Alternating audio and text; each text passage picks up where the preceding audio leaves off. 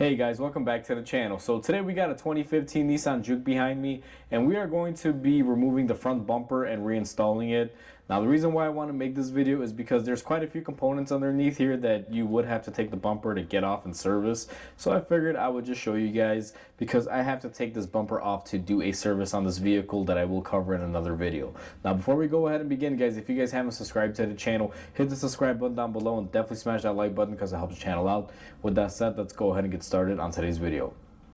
Where you're going to start off to remove the front bumper, guys, is you have these 4 push pin connector clips, and I have the specialty tool to get them off. All you need to do is pull up on this little center tab here, and sometimes they come off, sometimes they don't, but you just lift that up and they come off fairly easy. If you do not have this tool, you don't necessarily need it. Sometimes this tool can be a little bit of a pain. To show you guys a different method is if you have a pocket screwdriver or a flathead, you can just get in there and just lift up the center tab, and it'll virtually do the same thing. As you guys see, I just removed 2 clips fairly easily just by doing so. And now that we got these 4 out of the way, what we're going to do is go ahead and go up underneath the car, and we have a couple more clips and a couple 10mm bolts to remove. Now that we got the car supported and in the air, guys, what we're going to be doing is removing these 2 10mm bolts that are right here on this little flap. We also have a few of these plastic retainers. I believe there's 3 of them.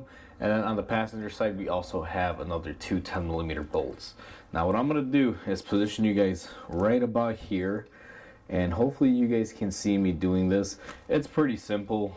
Doesn't really take a whole lot. These can sometimes fight you, just got to be careful. Sometimes I find they can be rusted into place. Like that one right there is clearly not coming off, and it looks like someone's been in here before, and they definitely have, because look at this, we have a part that is in there. So I believe someone's already done this to do headlights on this vehicle before. So I'm not expecting all of this stuff to come off nicely or come off at all. So that one right there is broken, and this one right here comes off. And let's see here. All right, so if this happens to you, and I'll give you guys a good idea right here, I'll pull you guys in and I'll just get the camera zoomed in. So as you guys saw, I put my gun on here and I'm trying to take this off, but this just spins no matter what happens. Looks like what someone has done is a little plastic holder on the inner fender liner, which hopefully I can show you guys right here. Right about here is where it would hold. I don't know how well the camera can see it, but it's clearly broken. Someone that has been in there before me. So if that happens, as long as that liner can come off, you're golden. You don't really have to worry too much. It happened on both sides, so as long as the liner can peel back, you're okay. And that's what we're working with. So what I'm going to do now is go ahead and remove these bottom clips, which again, clear sign someone's been in here before, because these clips are not even the same. There's a few different style ones. 2 are the same, but 1 isn't. So these should come off without an issue. Sometimes these clips, what'll happen, especially the ones on the bottom, you get a bunch of dirt in there. So what you can do is spray them with some PB Blaster or silicone spray. I like silicone spray. It helps clean them out and they come off easier. Just as a FYI for anyone attempting to do this, if they're not popping off that easy. So now that we have all of that stuff removed, what we're going to do is go ahead and lower the car, and it's time to remove our bolt holding our bumper on the passenger side and remove the little trim panel. It's going to be the same for both sides, and I'll show you all of this on the passenger side. Now we are looking at the passenger front, kind of the wheel well area right here. I went ahead and I pushed the tire in just to give me a little bit better access. But where you're going to want to remove is there is a clip right here. Now for this one, I just used my flathead screwdriver, and it's the same style like the other ones, except it looks a little bit weirder. This one has a bigger head on it, but it comes off exactly the same way as all of the other ones. Now there should be one more up here. I don't know how well the camera's going to pick it up, but same technique. You're just going to want to remove this. Now be careful. Sometimes these like to break on you, like this one just did. It was so brittle. So I'm going to have to replace this. Luckily, I do keep these on hand. And I believe this car has been in an accident before, because the way this is fitting on here, is not the correct way. So sometimes you run into this stuff, guys. You'll expect it to be a normal job, but it's not necessarily normal, simply because you don't know what the history of the car is. Now this clip should have just slid right off, but what's happening is this is overhanging this little plastic panel and it's keeping it from coming out. So we just have to tug on it and we are able to get it out. Now there is one more thing that you have to do here to remove, and I'm gonna have to bring the camera this way to show you guys how to fully do this. And you want to be very careful. So what you're gonna want to do is grab something plastic. If you don't have anything like this, like a panel popping tool, you can use a flathead, just wrap some electrical tape around it. And I'm gonna come in here and I'm gonna pry on this little side molding. And once I get it up like that, let me come across here. What I'm gonna do is gently pull on it. And there should be about 2 lock tabs, and it has a clip right up here. Now that's about as far as you need to go with this. If you want to take it out all the way, you can go ahead and be my guest and do so. However, you just got to get it out of the way. Now once we get this out of the way, just to show you guys right there, that is a 10mm bolt. That is what we are after. So we are going to remove that bolt. Let me just go ahead and set the camera down. And all we have to do is come in here, and just like that, it comes off. Now the side molding piece, I'm just gonna leave it hanging right there, guys. It's not gonna interfere or get in the way of anything, so just leave it be for the time being. Now that you've removed your lower bolts and all of your clips, your upper clips, your passenger side panel with the 2 clips and the bolt, I already went ahead and I did the same thing to the driver's side. It's just easier to do it off camera. It's virtually the same process. What you're gonna want to do, guys, is come in here and just start lifting up on your bumper. Now it's very difficult to show this, but you're gonna just grab the side tabs and just gently pull up on it until it releases, just like that. Now on the passenger side, I'll give you guys a little bit of a better visual here just by lining you guys up right there. And all you have to do is come in here and find where your bumper is and just kind of get in there, very slowly pop it. It'll feel like it's breaking, but that's just the clips being released. And now that we have it hanging off like this, I'll get you guys back into this position. And what I like to do is come in here, try to support it the best way that I can, and be very careful because sometimes you're going to have some connections here. Now this car has a front camera that you're going to have to disconnect.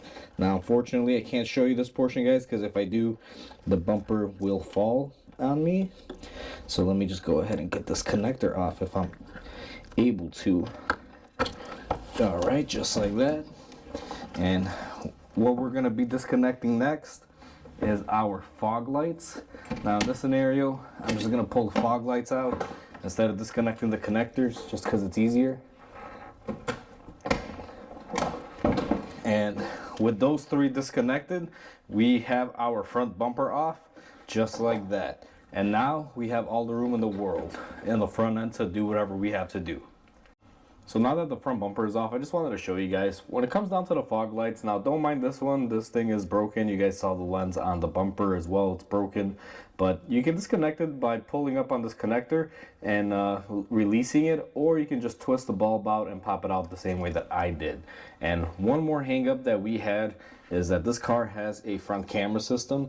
So you do have to disconnect this and you just push the connector and release it. Don't just yank off this bumper because sometimes you know, that can be an issue.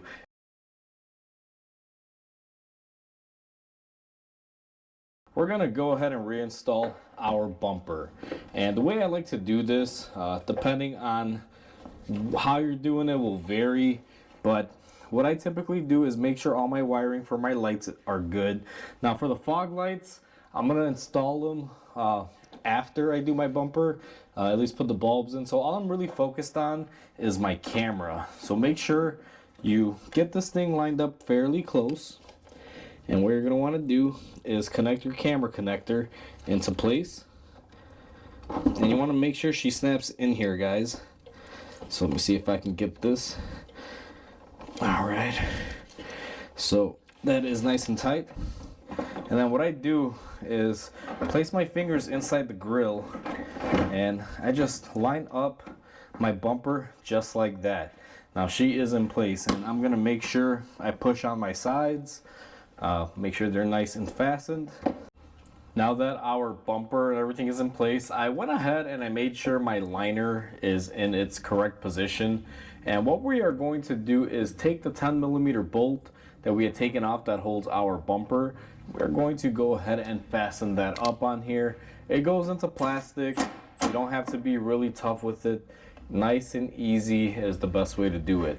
And what I'm going to do now is go ahead and line up all of our little clips on our little fender flare and just go ahead and gently snap everything into place.